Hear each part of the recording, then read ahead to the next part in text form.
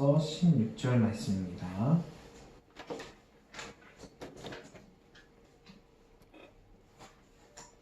저와 여러분이 한 절씩 교독하겠습니다. 예수께서 거기서 떠나 유대 지경과 요단강 건너편으로 가시니 무리가 다시 모여들거늘 예수께서 다시 전례대로 가르치시더니 바리새인들이 예수께 나와 그를 시험하여 묻되 사람의 아내를 버리는 것이 옳으니까 대답하여 이르시되 모세가 어떻게 너희에게 명하였느냐? 이르되 모세는 이웃을 쏘주어 버리기를 허락하였나이다. 예수께서 그들에게 이르시되 너희의 마음이 완악함으로 말미암아 이 명령을 기록하였거니와 창조 때로부터 사람을 남자와 여자로 지으셨으니 이러므로 사람이 그 부모를 떠나서 그 둘이 한 몸이 될지니라. 이러한즉 이제 둘이 아니요 한 몸이니 그러므로 사람이 짝지어 주시는 것을 하나님이 짝지어 주신 것을 사람이 나누지 못할지니라 하시더라. 집에서 제자들이 다시 이를 물으니 이르시되 누구든지 그 아내를 버리고 다른 데로 장가드는 자는 본처에게 간음을 행하며 또 아내가 남편을 버리고 다른 데로 시집가면 간음을 행함이니라. 사람들이 예수께서 만져주심을 바라고 어린아이들을 데리고 오매 제자들이 꾸짖거늘 예수께서 보시고 노하시어 이르시되 어린아이들이 내게 것을 용납하고 금하지 말라. 하나님의 나라가 이런 자의 것이니라.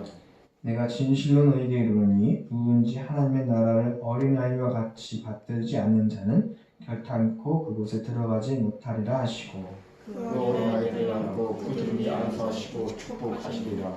아멘.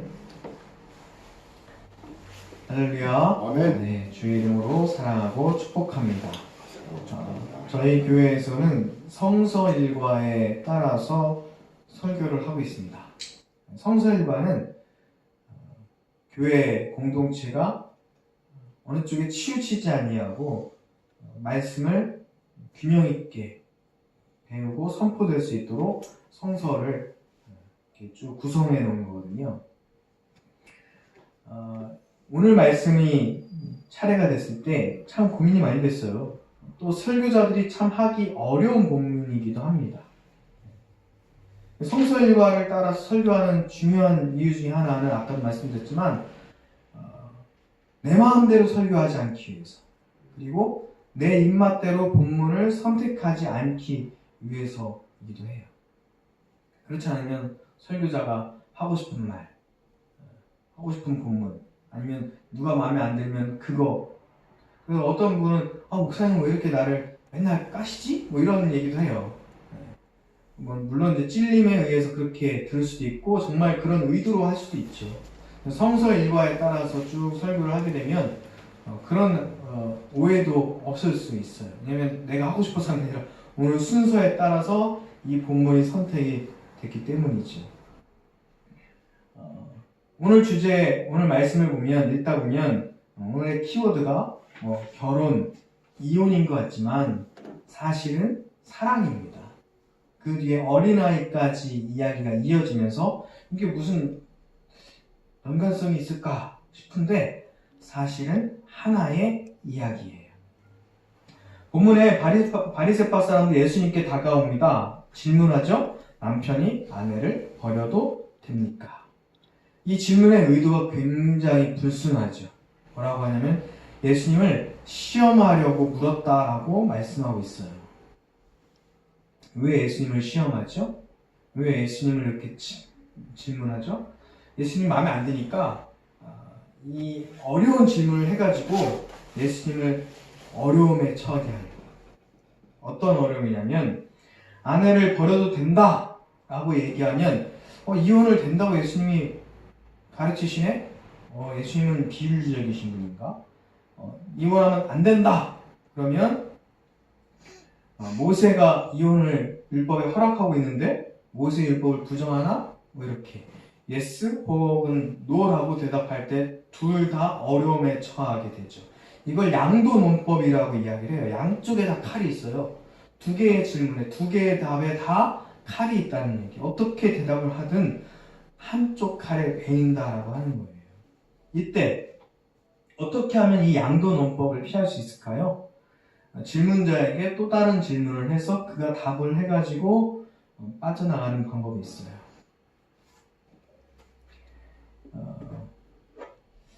예수님께서 이런 방법으로 지금 이 바리새인들과 대화를 하고 계신데, 이 바리새인들의 목적은 단순히 예수님을 그냥 조금 창피 주려고 하는, 그냥 어느 정도 어려움에 처하려고 하는, 질문에 답을 못 해갖고 곤경에 처하려고 하는 정도의 의도가 아니에요.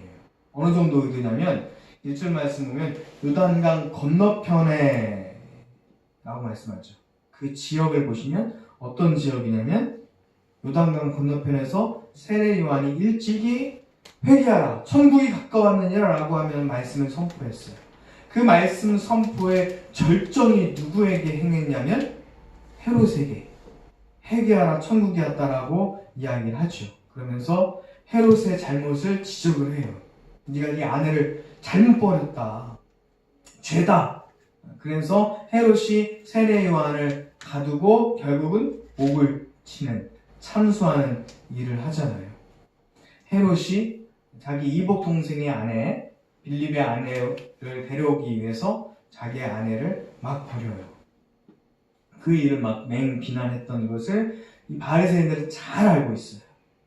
그래서 그걸 염두에 두고 질문을 했던 거죠. 아내를 버려도 됩니까? 헤롯이 아내를 버린 것이 옳다, 버려도 된다 그러면 헤롯이 옳다라고 하니까 세례 요한이 옳지 않다라고 하는 것이 되고요.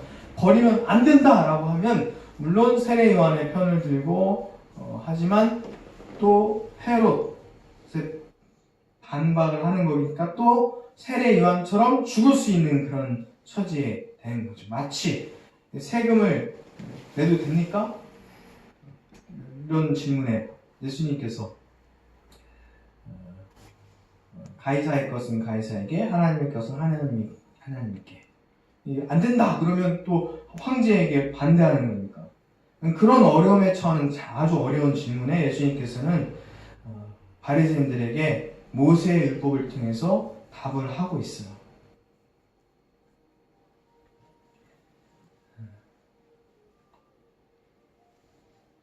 3절에 대답하여 이르시되 모세가 어떻게 너희에게 명하였느냐, 이렇게 말씀하시죠. 이혼에 대해서 너희가 그렇게 신봉하는 모세의 율법에는 어떻게 쓰였느냐. 그러니까 4절에 뭐라고 말씀합니까? 바리새인들이 이르되 모세는 이혼 증서를 써 주어서 버리기를 허락하였나이다 라고 이야기하고 있어요. 모세의 율법에 의하면 이혼 사유가 있어서 이혼 증서를 쓰고 이혼이 합법적으로 되면 그렇게 하라, 뭐 이렇게 이야기하는 거죠. 신명기 24장 1절의 말씀이 그 말씀이에요. 사람이 아내를 맞이하여 데려온 후에 그에게 수치되는 일이 있음을 발견하고 그를 기뻐하지 않냐면 이혼 증서를 써서 그의 손에 주고 그를 자기 집에서 내보낼 것이요. 이 아내의 수치되는 일이 원래는 성적인 수치, 가는과 관련됐다라고 해석하는 샴마의 학파가 있었어요. 근데 나중에는 심지어 할렐 학파는 어떻게까지 이걸 확대 해석하냐면 빵을 태우거나 그릇을 깨뜨려도 수치스러운 일이다.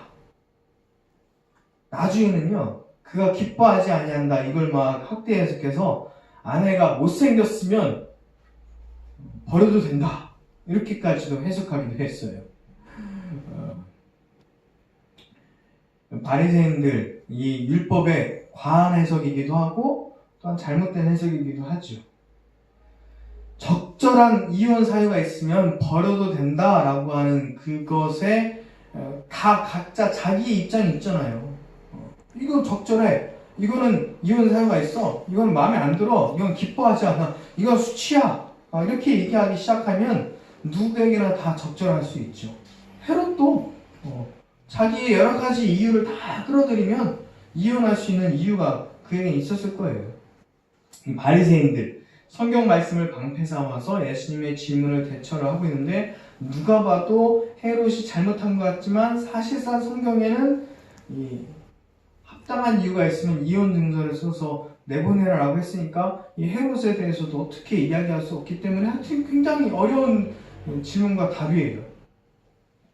근데 예수님께서 왜 이런 말씀을 주셨고 왜 이런 모세의 율법이 있는지 5절 말씀에 분명하게 말씀해 주고 계셔요. 5절 말씀 예수님께서는 하신 말씀이죠. 같이 읽겠습니다.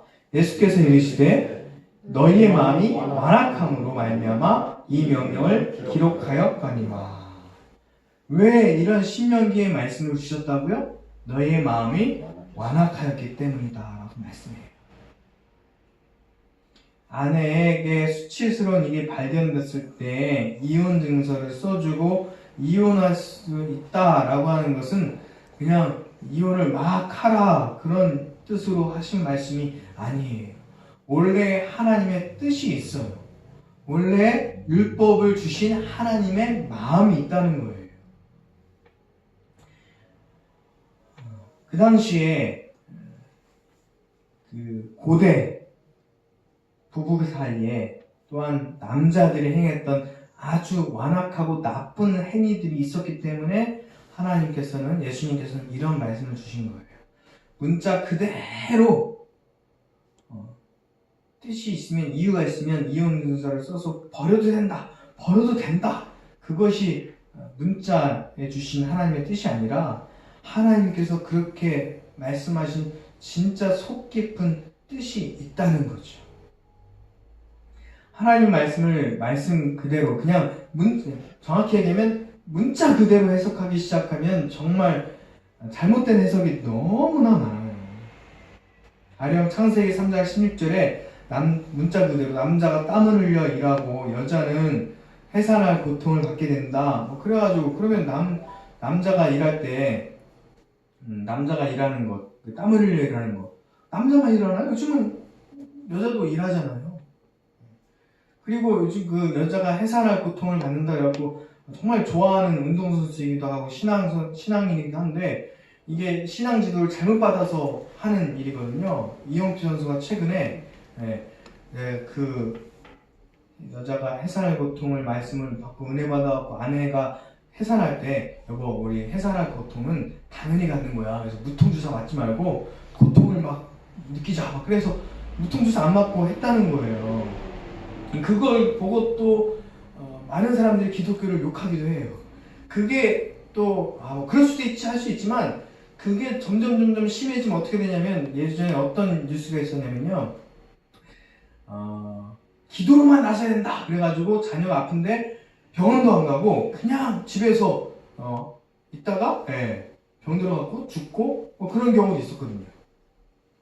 이런 경우가 정말 말씀을 문자 그대로 잘못 해석하고 하나님의 진정한 뜻을 깨닫지 못하고 행하는 많은 경우들이에요. 오늘 말씀도 바로 그 말씀이거든요. 남자가 부양하고 일을 하고 또한 여자가 해산을 고통을 받는 거 그게 남자만 일하고 여자가 해산할 때 진짜 고통을 당하게 된다. 그런 하나님 막 고통을 당해봐라 막 그런 게 아니라 그만큼 너희들이 앞으로 가질 고통이 가질 어려움이 많을 것이다 라고 하는 하나님의 말씀이거든요. 고대 사회에 이혼이라고 하는 거예요. 남편이 아내를 버린다. 요즘은 아내가 남편을 버리는 경우도 있지만 그 당시에는 남편만 아내를 버렸거든요. 이 버린다라고 하는 말 자체에도 사실은 소유자가 소유물을 버린다라고 하는 뜻이 있어요. 그 당시의 사회 문화를 보면 아내와 남편은 남자와 여자는 동등된 위치가 아니라 여자가 남자에게 소유되는 그런 위치였어요. 결혼할 때 지참금을 주고 아내를 소유물로 데려오는 그런 풍습이었거든요. 그런 개념이었어요. 여자는 남자의 소유물. 그래서 버릴 수 있다는 거예요. 오늘 말씀이 뭐라고 말씀하세요?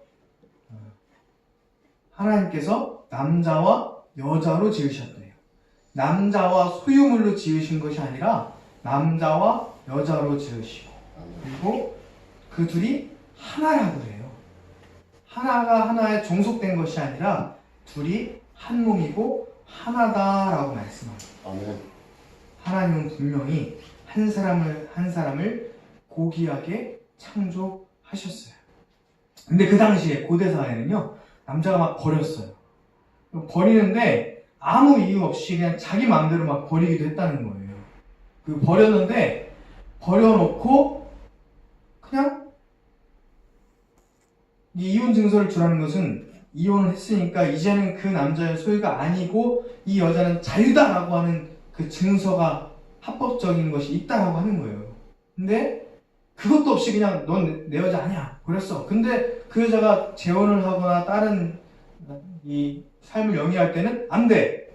내 거야 아직은. 이런 거예요. 버리긴 버렸는데 너는 자유가 아니다. 그러니까 모세가 이 완악한 사람들에게 막 버리지 말고 정말 합당한 이유가 있을 때, 그리고 정말 합당한 이유도 여러 증인을 세워서 제사장 앞에서 재판에 의해서, 그리고 증서를 써서 확실하게 그 여인에게 이제는 끝 정리됐어, 너 이제 자유다, 이렇게 이제 자유를 주라고 하는 거죠. 최소한의 그 여인에게. 버려진다는 것은요, 비참한 신세가 된다는 그런 의미가 있어요. 남자가 여자에게 뭐 죽어서든 아니면 이혼해서든 버려진다는 것은 과부가 된다는 거고, 아이들이 부모님이 죽어서든 어쨌든 버려진다는 것은 고아가 된다는 거죠. 또한 사람이 추방당하고 버려지고 이제 우리 안에 있지 않은 사람이 된다는 것은 또한 나그네가 되는, 버려지는 사람이에요. 고아와 과부와 나그네, 이렇게 무시당하고 약자들, 그들을 위해서 예수님께서 성경은 늘 사랑하고 베풀고 나누고 하나가 되라라고 말씀하고 있어요. 우리는 어떤 것을 소유하거나 아니면 어떤 사람과 관계를 맺거나 이럴 때 손익 계산을 하면서 할 때가 있어요. 이건 나한테 필요한가? 필요하면 사고 필요하지 않으면 버리고. 이게 이제 물건과 사람의 관계잖아요. 마이크가 필요하면 사고 마이크 안 나오네? 더 이상 안 나오네? 그러면 이제 버리는 거예요. 이게 사람과 물건의 관계거든요. 근데 사람과 사람과의 관계, 사람과 하나님의 관계, 또한 사람과 교회의 관계를 이렇게 손익을 계산하면서 할 수 있는 관계가 아니에요. 큰 교회들은요, 그 교회에 가면 관계도 많고 사람도 많고, 이 지역에서 그 교회에 안 다니면 장사할 수 없어. 이 지역에서 그 교회에 안 다니면 뭐 사업할 수 없어. 뭐 그 교회, 이런 관계로 이제 다니는 사람도 꽤 많이 있거든요. 그래서 이제 뭐 이득 볼 게 있으면 나가고 없으면 더 이상 안 나가고 이제 그런 경우도 있는데, 지금 하나님께서 이 본문을 통해서 주시는 말씀이 그거를 하지 말라는 거예요. 남자가 아내를 버리는 그때, 버릴 때 자기 마음대로 혹은 자기가 이익이 되면 취하고 이익이 되지 않으면 버리는, 그걸 하나님께서 경계하라고.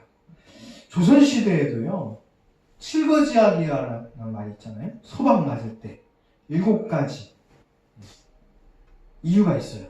아주 나쁜 풍습인데 어떤 건지 아세요? 시부모에게 순종하지 않을 때, 또한 아들이 없을 때, 음탕할 때, 질투할 때, 나쁜 병이 있을 때, 말이 많을 때, 도둑질을 할 때, 이게 이제 칠거지약이에요. 7가지 나쁜 일을 했을 때, 하여튼 이제 내쫓을 때. 근데 이 칠거지약에 7가지 말하는데 3가지가 더 있어요. 뭐냐면 7가지로 인해서 쫓겨날 수도 있는데 3가지가 있으면 쫓으면 안 된다라고 하는 거예요. 뭐냐면 내쫓아 돌아갈 곳이 없이 의지할 곳이 없을 때, 돌아갈 처가가 있으면 보내도 되는데 그렇지 않으면 내쫓으면 안 된다는 거예요. 또 함께 부모의 3년 사랑을 치른 경우는 내쫓으면 안 된다는 거죠.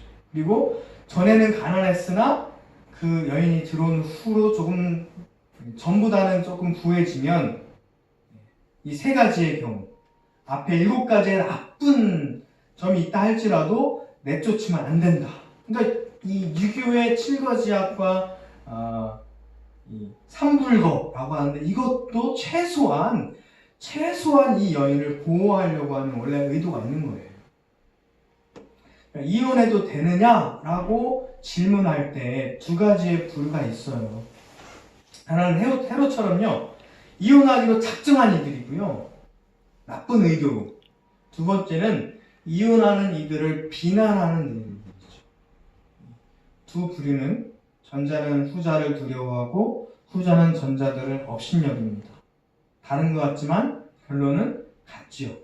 되느냐 안 되느냐 이 질문에 예수님께서는 된다 안 된다 무엇이 더 중요하다 그렇게 말씀하지 않으세요. 예수님의 답변은 남자와 여자가 사랑하는 것이 중요하고 남자와 여자는 각각 하나의 존재이며 각각 그래서 하나가 사랑으로 하나가 된다는 거죠. 하와가 유혹에 넘어가서 남자를 유혹했기 때문에 여자가 더 나쁘다. 이렇게 얘기하는 사람들도 많이 있어요. 여자가 열등하다. 먼저 유혹에 빠졌기 때문에. 이런 경우도 있죠. 그렇지 않아요. 남자, 여자 모두 다 존귀하고 모두 다 하나님께서 남자, 여자를 창조하셨고 서로 사랑해서 하나가 되라라고 말씀하세요. 때로는 사람들이요, 완전하지 못해서 실패하고 유혹에 넘어가고 죄를 지을 수도 있어요.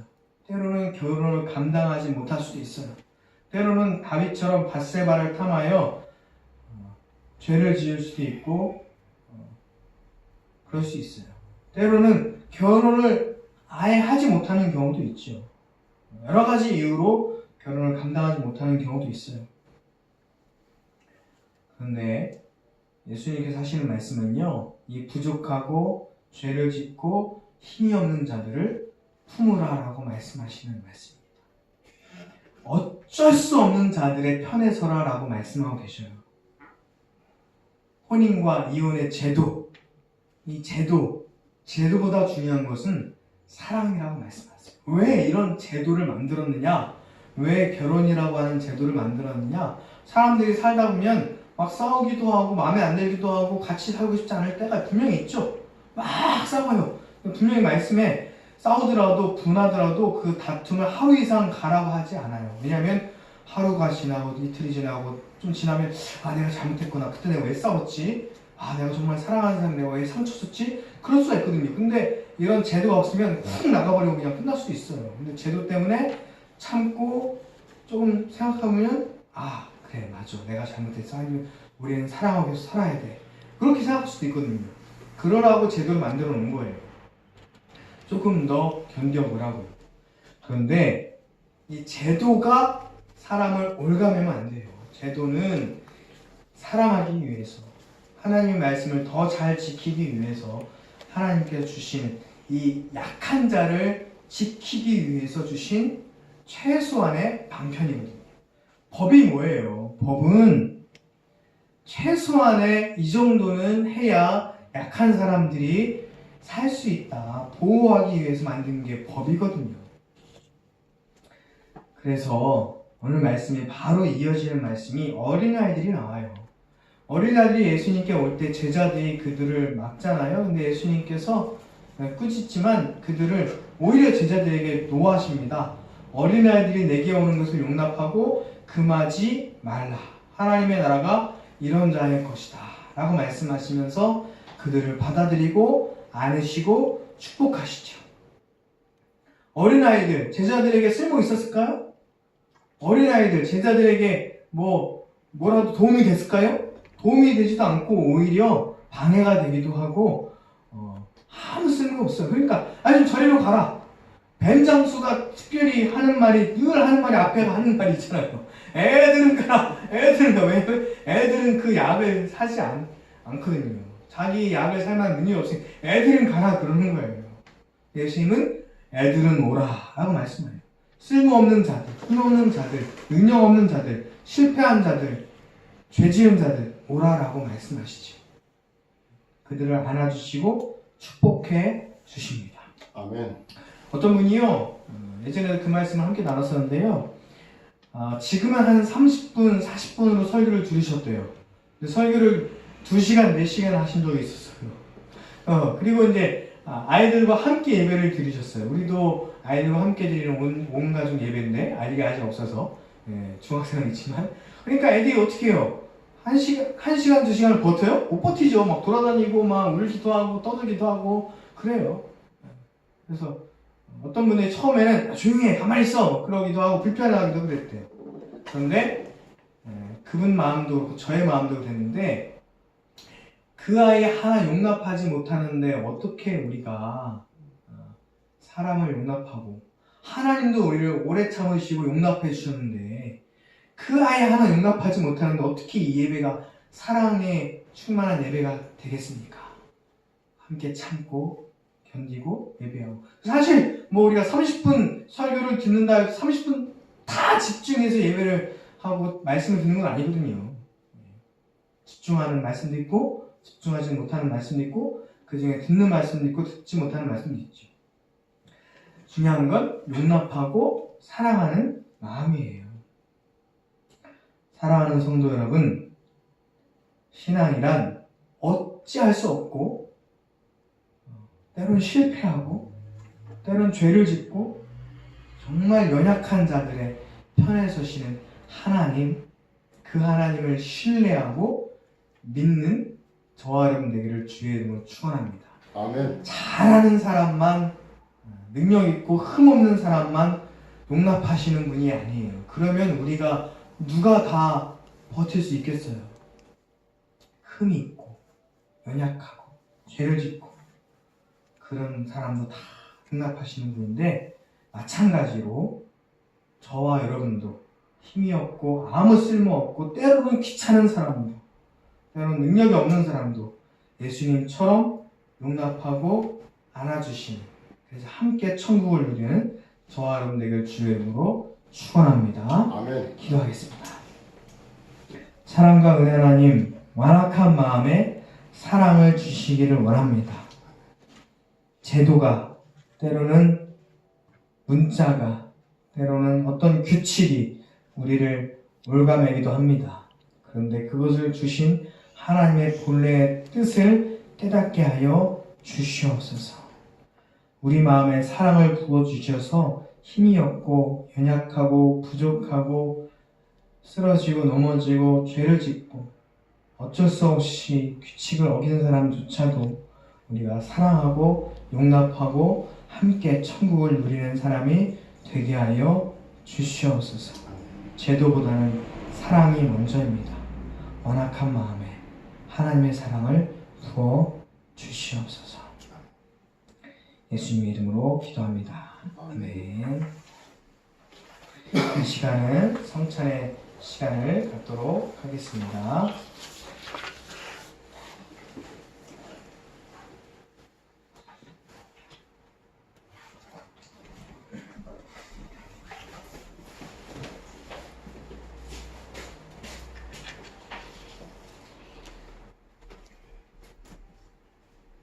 우리 모일 때 함께 찬양하겠습니다.